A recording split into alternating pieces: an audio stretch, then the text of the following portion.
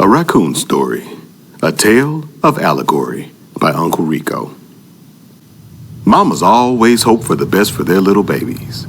They love them and cuddle them and naturally see the best in them. With baby raccoons, this means mamas are constantly fluffing up their hair and making it as soft and as big as possible. And big and bigger, teased, tussled, tossed, and fluffed. Moms race and toss, rustle and swizzle, with lots of fizzled and strangely mingled mizzle. With all these things done to our hair, I didn't think it would be long before all lost their fur and proved what the sewer rats had been saying was true all along. Songbird told it to me one day when I had gone out into the light too. He said, "I tell you, little coon, what will be soon. When the yellow moon ceases and the bright star blooms, you'll see that what I'm telling you was born of the gloomless noon, that all that come into the sun will be born anew.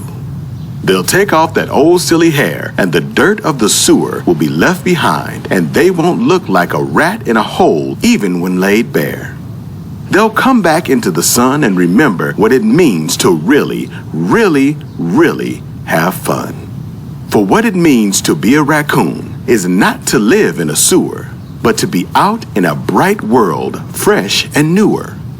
I tell you, man, I've seen it with my eyes, but your families ran away even though they could have the prize. And it's not like they can't still have it. It's right in front of them once they lay down the linnet. That's what we call it, you know, when you eat a seed and watch it grow. There was a time when this wasn't though, but now there's trees we've sown with our lives and grown and bought. Good trees on which to perch and sing, with fruit good to eat and flowers whose scent never wanes. And I tell you, that's what makes us songbirds as a whole better. We are all true and sing to the white dove feather. But you guys strive and compete for who is the biggest hair and most complete, not knowing you've not a clue what awaits you when you find Lake Blue. I've heard of a lake of light, I say. Oh, yes, that's true also, but not in the way that you think so. When you find the one, you will know. By looking into the lake of light, you will see Lake Blue too. Looking into a lake of blue doesn't seem like anything I really want to do, dude. I know you can fly, but maybe you should take it easy too. Little buddy, you better be glad I've long studied, but of words I might sometimes flutter and stutter. I sing with love and grace divine, not with words of rhythm and rhyme. If you don't think what I'm saying is true, then look for your lake of light, but in doing so, realize it's inside of you." And so he sent me back into the cavern man, for that's what they decided to call our safe haven land.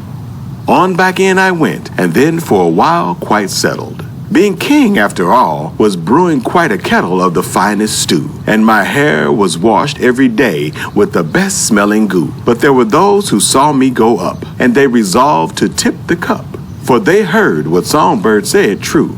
But if they agreed, they knew they all might leave looking for this lake of blue. And they really controlled the way things are, through tradition and tales, the near and the far.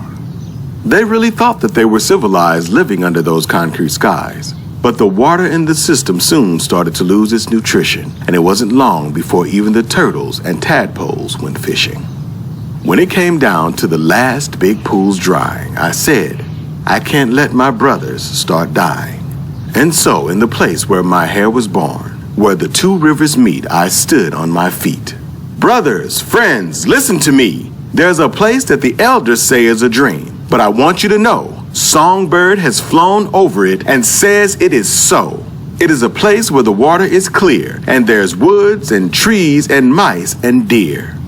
Songbird? Harry, come on, that guy's a loon. Now get down from there and stop acting like a buffoon. We've all heard that tale before about finding that sacred golden shore. And so the people all were split. Some thought it a farce, some thought it a trip. A fall was what some said, and what others thought is better left in their head. But the elders couldn't let this stand, and so together they devised a plan. And when the morning sun had broken, the picture was shattered away from the spoken. When the morning light dawned in, I opened my eyes again with a grin. I thought that all would listen, and this was backed up by how their teeth did glisten. For the morning carried on as the norm, not suggesting the calm before the storm. My bath this day was especially sweet, and the washers said they had a special treat for the king who had found the way, and from now on this would be a special day. They washed and scrubbed with special vigor, using what they said was saved up on a special shelf in the house of treasure. Breakfast was quite the same, and there even did fall a little rain. But then, with the heckles of shame, I learned what it meant to fall from fame to pain. As I was sitting on the pool, my hair started falling out like sheared wool. And though it was obvious to some, there were too many others, and I was cast into glum. And so down and down and down I went, into darkness, my power well spent. I went to where even raccoons' eyes don't shine, and it was there that I finally found the vine. When I finally came to and stopped, my feet felt firmly planted on rock. As I groped around and around, I felt something to hold on to laying on the ground. I followed it in the darkness a ways, through what to me seemed like unto a maze. And as my eyes got used to the dark, I saw up ahead what I thought was light shining through young bark. It grew dimly and faint at first, and I thought it might be yet another curse. But as I drew nigh, it looked more and more like green shine. And as I finally reached this source, I found it was something I'd have to get through with force. And so I started tearing away at the shade until before long it started to give way. With the first burst of light, I knew what I'd found. And within a few moments, it was out of the underground. When the light of the new day broke free of the mold of the mildew holding it in captivity, I stumbled out into the sun and collapsed on the fresh green grass of Nerland. I slept all the day and into the night. But when I heard Songbird's voice, I awoke with startled fright. Is this true? Are you singing now in dark too? Yes, my friend, there is no time when I can't see, for I am not blind, but choose to be. My wings flutter and carry me to the sweetest flowers of the vine. And your eyes too will carry you in the dark, for it is as noonday for creatures of the bark. Watch and wait patiently, and journey to a place where you will see, to find your true face in the lake that shines in a sea of glass without time. And then I thought that he was gone, but his voice somehow remained in my mind, and when I listened carefully, I couldn't tell what was he and what was me. I soon stood just fine, so I started out to find the source of water from whence came this sweet vine. The place where I was born into the world was full of thickets, thieves, and thorns. And with my hair just shorn, it wasn't long before I was treated with scoff and scorn. The first creature I came upon was an old goat next to a frightful farm who said, "Yeah, little man, you keep seeking if you want, but there's nothing to that lake, I'm telling you, besides trash and broken glass. It's only the cans which shine from people drinking the trash and not taking their treasure with them. It's a pretty thing to see, especially for a goat sick of eating bland trees, but I've heard that shiny things do to a raccoon's eyes please. Also, or am I wrong, my little bald guapo?" Yes, sir, I'm afraid you're wrong, for what you say goes against my song. But if you think what you say is true, it may only be because you are you. When I find that sacred place, my love tells me I'll be in grace. And with this new light, I'll finally behold my truest true of my face. And so I bid that gray hair adieu, not knowing exactly what to do, but wandering on through the forest green, I knew I would finally find meaning. There, where the path got wide and the trees almost drew aside, I looked and saw a box made of evergreen on top of a post and between two trees. In it, I looked and saw swimming in clear water 3 little fishes whose names were written by their father. As I peered into their haven, it occurred to me that I was no longer shaven, and although it had only been a week or so, my hair had already tremendously grown. "Not to worry," they somehow spoke. "Your curse, which was none, has always been broke. You just had to open your eyes, and like us, you had to wait for fresh rain and life from the skies." But what about what the elder graybeard said? Should I just hang my head? No. That old goat must be 100 years old. That trash has been covered over with dirt long ago. Then all was left to be found was an endless sea of water dark brown.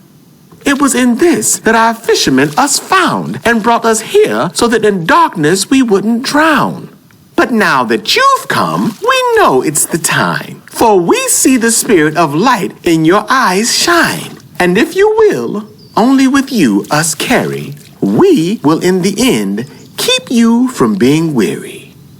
And because what they had said rang true in my head, I picked the box up off the place where it had been placed and kept to my stead. With the box in my mouth, I couldn't well speak, but I listened as the three decided to teach. They said that there was a time when the lake had dried up and all there was left was shiny cups. They spoke of how a great rain had come, and with it mountains of mud from the dry hills of the sun. With the coming of the mud, all the false light was covered, but it was said it would take years for the lake to fully recover. Time, they said, had now healed all things, and the lake had gone back to its natural pristine, for the sediment had finally settled down into the ground. As they talked, I saw a clear spring of water coming from a rock, which had risen out of the ground with a pool formed at its headwater. Here the sprite said, "We don't need you to carry us any farther, for we choose to live at the source of this pure water. And you, my friend, know where to go, for the light to you will always show." So with my friends in their new home, I departed, following my path, which had become a lush garden. As I walked along, there were flowers everywhere, and the sweet sound of many beautiful birds floated through the air. The path went on along, while the sun from behind a cloud did dawn, and as I walked over a hill, I saw the light shining on a glass surface near blinding. It was actually the clearest lake I had ever seen, and its fragrance was as sweet as anything, even in the best dream. I wanted nothing more than to drink and dive in, but the moment wouldn't let me go any farther because I looked and saw my own self smiling back in the water. After a while, the sun burst from the clouds and the lake became a mirror of light and shroud, and much to my chagrin, my image was lost in the sky again. I looked around to observe this new world, and looking beheld was a purple squirrel. Thinking this was normal for these parts, I didn't laugh, though he gave me quite a start. "Go ahead and laugh," he said while knitting a sweater. "'Tis not like your talk makes things worse nor better." They called me nuts for a while, which I thought was a compliment until one day the other said, "No, man, it's because your mind is bent." "Because I'm dyed?" I asked. "I ate some berries, and now my hair does this color carry. It's not my fault, and it's bound to change. Don't bother nuts, just find some more woods to range." So I hit the road all alone, free from their taunts and free to roam. Sing and laugh and play I did, 'cause when I left those sticks in the mud, begin again I did as if a kid. One day I came upon a golden oak, where a great owl did sit, and wanting not to become a snack or tidbit, I crept along as quiet as I could, but still it opened its eyes and upward stood. "Purple squirrel, I know your name, and from whence you've came. Follow this path till I clean out your home, and one day soon, the ones you loved and those who loved you, you will return to. My friends and I could use a feast, and from what I've seen, your woods are full of beasts. We'll clean 'em up, so don't worry. Just follow this path until you find your brother." "No siblings I have, sir. You must be mistaken. Just go and look for another whose world to him was forsaken. Lost they thought he was, and lost he became, until he looked in the sky and found his true name." And so on and on and on I went, through the woods and creeks, past farms and tents, up and down and in and out. I ran and walked until I wanted to cry or shout. Past gas-belching monsters and pale sorceries on concrete streets, I crept along until I longed for the comfort of trees. Those two-legged beings are especially odd, for some were nice and others rough-shod. A treat here, followed by a boot there. I could never see the two as a pair. Others would flash their lights, which were hard not to follow. But run and run and run I did. Then I came upon Shadow's Hollow. Where the golden oak ended, a cave appeared in a hill called Beth. And being able to see at night, I entered not afraid of death. There were many bats and rats and little lizards, one of whom claimed to be a wizard. "Follow me," he said, "and I'll show you where to go." "Thanks, but ahead of me, I have a long road." That's where I was taking you. Same path, don't run. But along the way, I'll show you how to really, really, really have fun. So my little friend and I together did travel, and many mysteries to me did he unravel. He said, a man a long time ago on top of this hill did teach and preach, and many came to hear, so that even the birds and the beasts came from far and near. From the cave's entrance, our ancestors would all gather around, and with his words, they came to know a new sound. It was small and didn't have a voice, but it spoke with a gentle touch, and soon, what we could only feel became what we knew was most real. But for most, now this has been lost to the sounds of the bats who came in after the rats who followed a mole sent straight from Sheol. That's why I said, "Come on, guys, it's time to go. Follow me and this voice, to us a new land will show." Well, the bats and the rats had with most planned a pact, so they told me, "Away to your new land will be shown." And most laughed behind my back, especially those in whom fear had grown.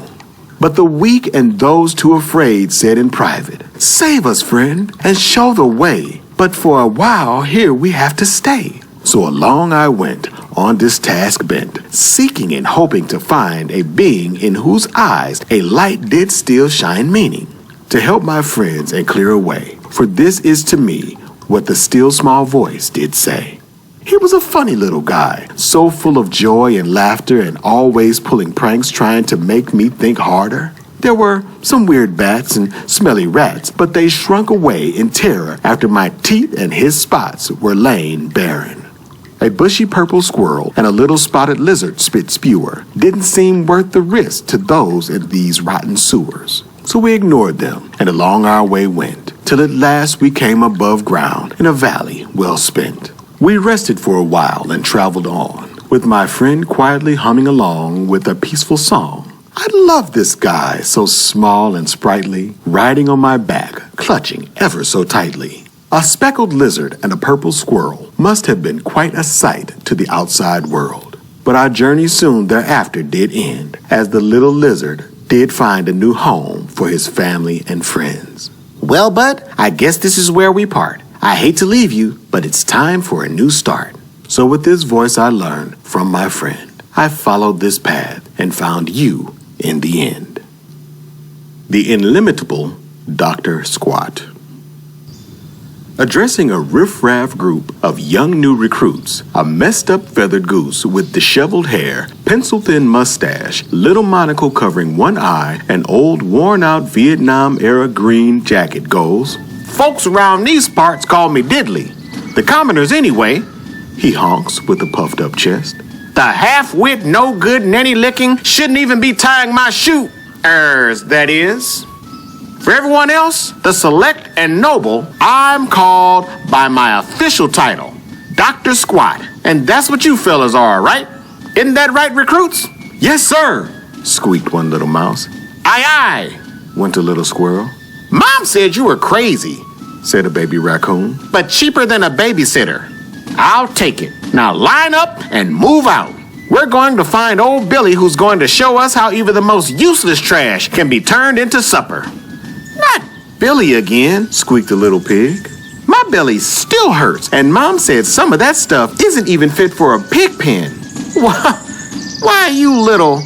Sounds fair enough, compadres. Line up and we'll learn how to breathe underwater then. Dr. Squat begrudgingly said as he walked off muttering under his breath. And so the group cantered off, cackling, squeaking, flapping, flopping, wobbling, scooting, and honking along. A merry little band of hooligans led by a goose as crazy as he was harmless, but as off-key as a trumpet player on bourbon. Down towards the river they went to continue their lesson. How to breathe underwater, or better yet, how to fashion a reed to allow you to breathe underwater, if you weren't born lucky enough as a fish or as deep-lunged as an otter.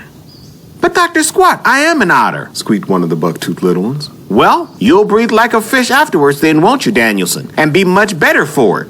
But I'm pretty sure with those teeth, you're a beaver, the old goose honked. Am not, you old loon, said the little otter through big old whistling yellow teeth. Okie dokie then.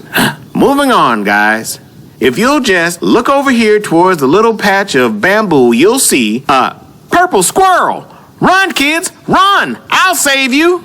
At the moment Dr. Squat was about to show his little charges how to pick out a good shoot of bamboo for a breathing stick, Nuts walked out of the dense growth, seemingly appearing out of nowhere, although soon followed by Harry at his side.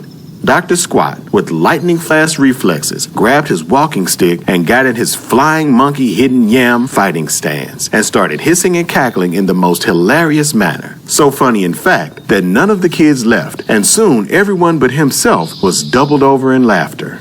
Not another step, or I'll pop that little berry on your head, he got out of his mouth between spittle-laden hisses and cackles. Sir, I assure you that you have nothing to worry about with my friend Harry and I. Nuts got out between giggles. The sight of the crouched goose in his disheveled hair spraying spit like a fountain and hissing and stamping was just too funny for either Harry or Nuts to keep their composure. But Harry eventually got out. We're just passing through and mean no harm if you'll be so kind as to not attack us, please, sir.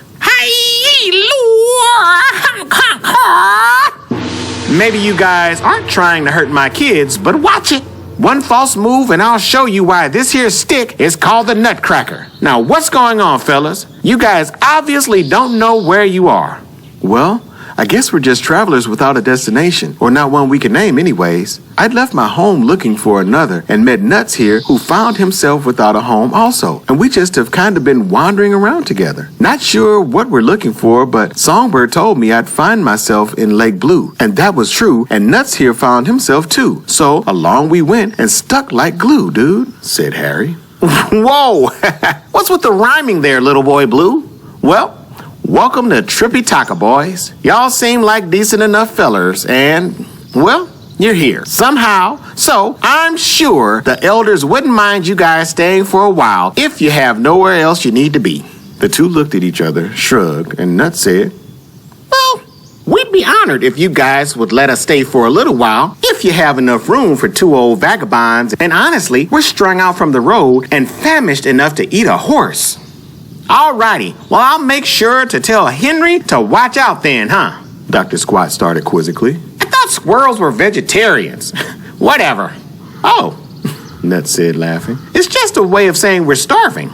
Well, if you'd start eating your food instead of rolling around in it. He started with a wink. Y'all come on, and we'll get you settled at the schoolhouse for now. There's plenty to eat there.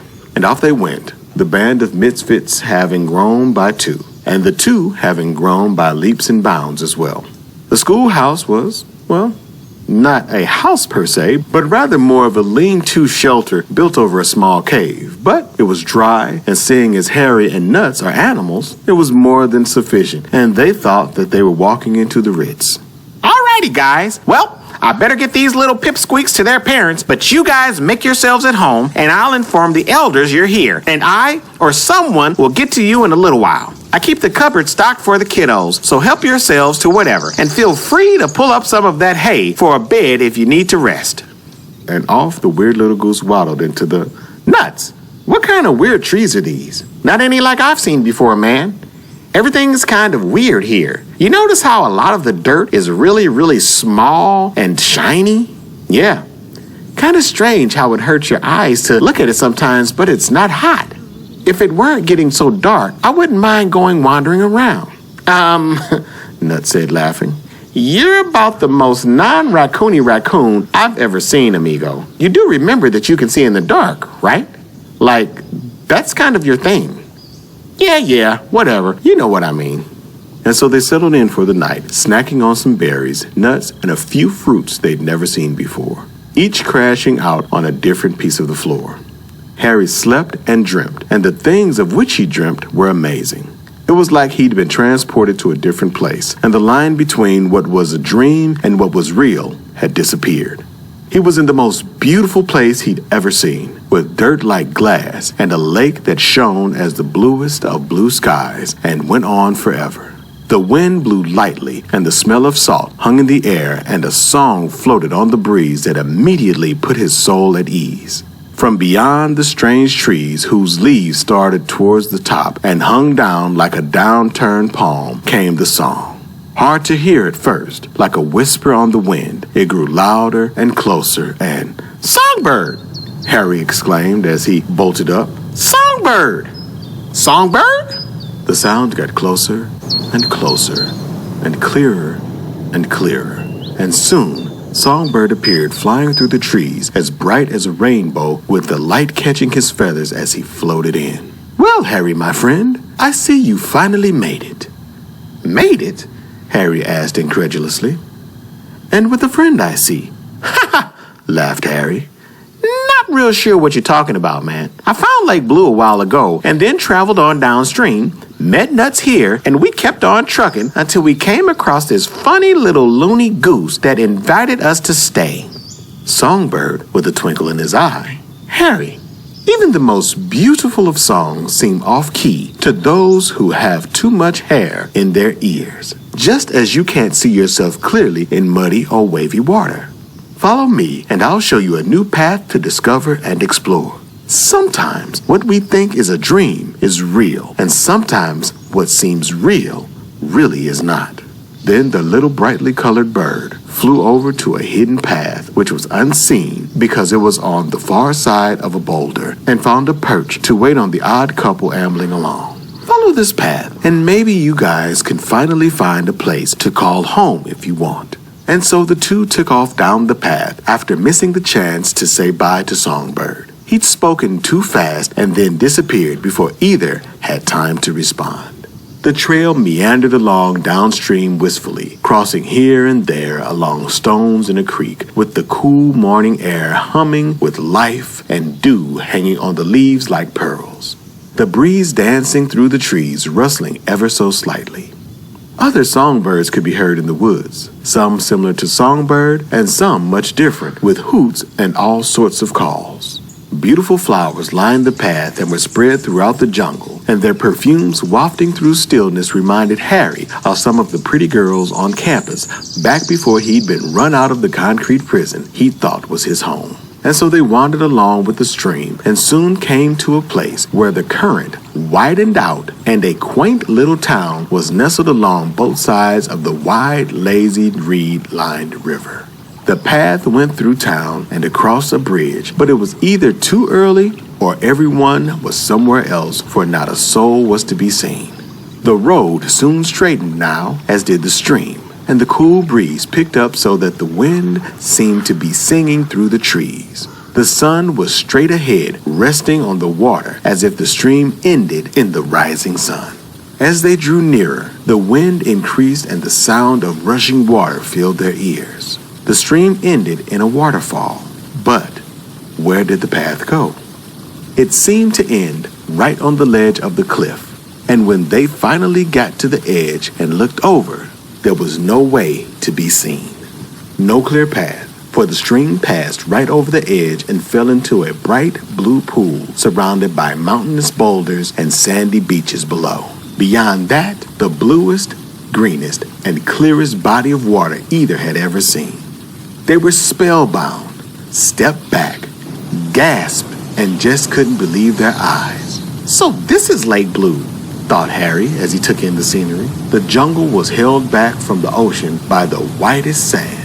The water was as blue as the bluest of songbirds' feathers, and the sun above over it all, casting its light and making everything glitter and shine with a luminescence neither had ever seen before, made it as if the entire world was shining, shimmering, and glowing from the inside of a diamond.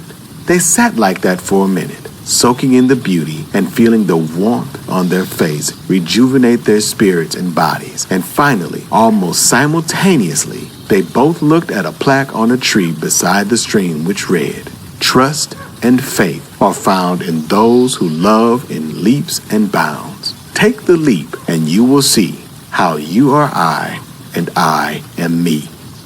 Words had left both of them, and the sound of the water kept them from hearing one another anyways. But words passed between their dancing eyes, and together they stepped to the edge and leapt over the side. Air rushed past them, wind sweeping them, and for a moment Harry was afraid they would be dashed against the rocks. The cool water met them unexpectedly, and soon they were splashing their way towards the white sands of the cove, where they could now see Songbird, Dr. Squat, and his little crew, and many more waiting to greet them with hugs and cheers. "Welcome," said Songbird, smiling. "Home? Home?" asked Harry questioningly. "Back to where you've always been, Harry. Here's that quiet place you've come from and you've been to in your mind whenever you've been truly at peace. Here is paradise, and here you've always had a home. Your journey, fortitude, and ultimately faith have led you here, as it has led Nuts and the rest of us, and we'd love to have you guys here with us from now on.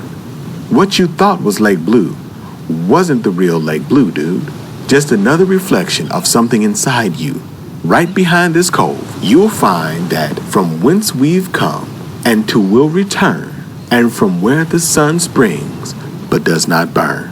If you want to look and see, just follow this path a little beyond yonder tree.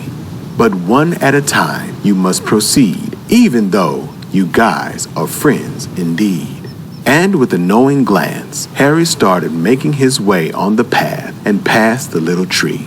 Rounding the top of the hill, the warmth of the sun met his face, and his eyes filled with the beauty and majesty of the ocean for the first time as it stretched out forever in front of him. The path stopped on a ledge of a giant flat stone glimmering in the early morning light, and it was here that he stopped, listened, and felt for the first time. Everything seemed to grow quiet at once, like the world was holding its breath, and time seemed frozen in eternity as he gazed upon the waves crashing on the rocks below. The power of the waves thundered and shook the air, but the clear water made the rocks seem suspended between the sky and the ocean floor as if held up by invisible strings from clouds. A wave rolled in as Harry watched, slightly larger than the others, and his eyes were drawn to it as it crashed and rolled upwards and upwards towards where he was standing. And for a moment, Harry thought he would be engulfed and maybe even lost at sea or smashed against the rocks down below. It grew and transformed, and soon a vortex was before him with the small end pointed at the sun where only it shone through. Time passed, the wind stopped, nothing at all moved, and Harry had quit breathing even. But through the end of the tunnel, a silhouetted rectangular door appeared on the sun, and a figure brighter than its light started walking towards him.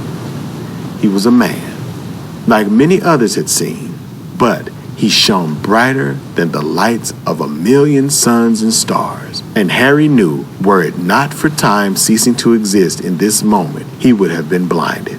The man's face was obscured by the light, but for the briefest of moments, it came into focus, and he smiled, and a sense of peace and calm came over Harry, who couldn't help but to smile back. And this moment passed. Time came back into existence, and the water and the waves fell and crashed below. The winds returned, and all went back to its place in the world, including the sense of peace and serenity, which was with him and his friends and loved ones, and seen on their laughing and smiling faces and in their eyes when they twinkle like the stars from which they came. You can glimpse that sun to this very day.